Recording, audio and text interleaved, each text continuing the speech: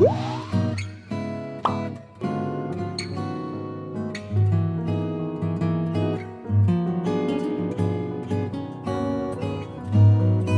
to landing hector upaga lairiba mayam du Jacob uhunaba photo namnaba klik inarei nupi khradi I love you Jacob haidana lau khongbushi yauri ikui dana Jacob tholokpada ubada cameraman mayamna amuk toiba nong khaklami lei huki tabaga Jacob ki bodyguard singna hokhalamde maramdi Jacob leigi manamda allergy oi asumna magi car tamna makhongna laktuna car duda fatong khalaga sor sang hundok jai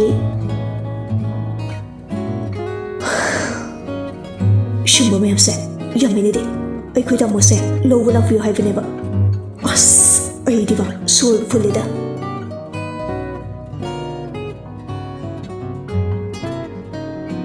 somdana tondu makhongna sorok achobarom da thore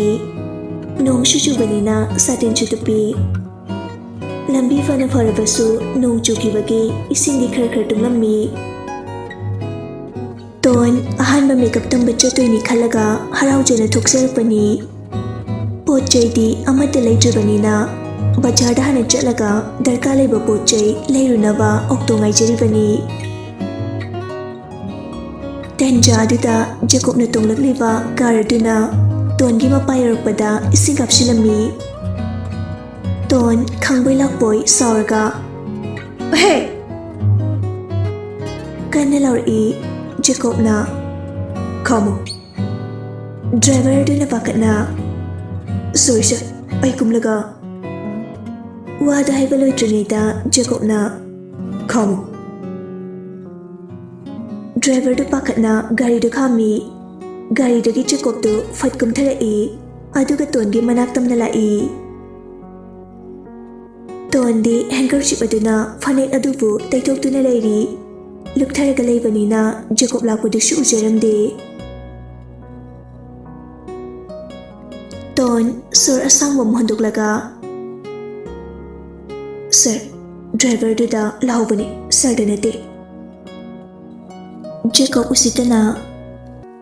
Odo aingonda lawbaga chuk manadra ton phagi dagi sounding lai hoi lambi de chatliba mibu udagai ising kapsilamadi soikhragadabane ai di celebrity ni haiduna mu ade khonti sabada bane Jacob kaishu thawa sadana ton gi phanek tu de ngai phanek tu kyam pige chungara satuklo anyway Adu haraga wallet dagi chuke lauthorai se amalero aduga matungda aingonda he haba waida sisinar kano film gi script phawba he haba dialogue se reject holibani tondi Jacob ke adugum laba usitaba mataw aduda khoidok tipana lori nangdi ki nomnina mashaksida kariba ai sakse kidorage Ton mami tu kharbi ngai adidi amuk saike hey you bastard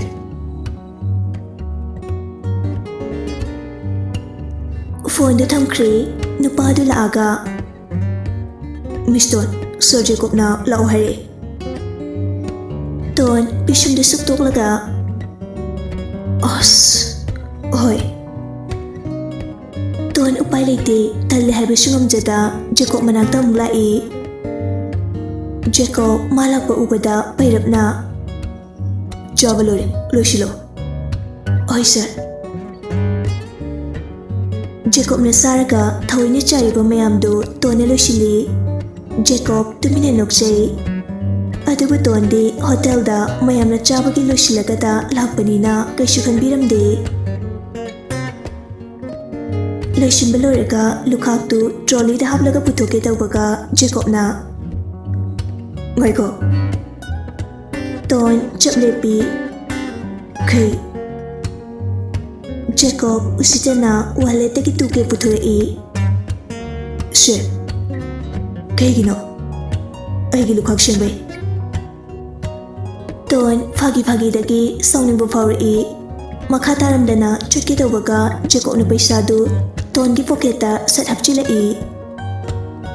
Manaru tandana Ton adum thore Ton matanta chatnasana wakhan khali Migi makhada thabak to haise ki atu Ton khrbano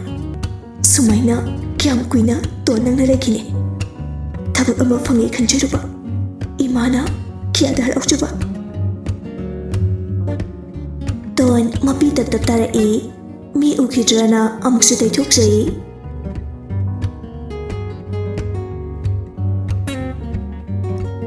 Jacob mami to khani yengla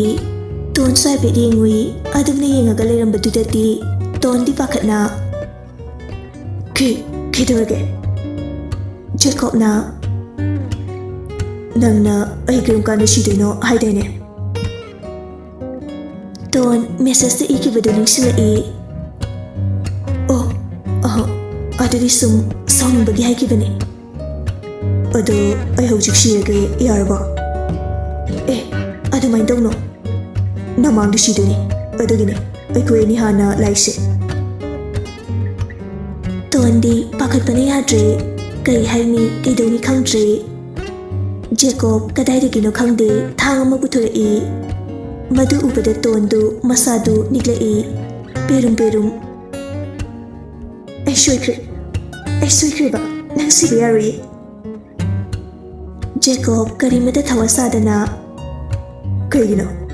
nang aina shibadu yeningi natro adudi aina sambhagi tawbane ba adumai tawno please ai soikre ba fagibu adumaina tawnobra ha fagibu adumaina mingonda hainabra ba ha ai matungda dumna hairige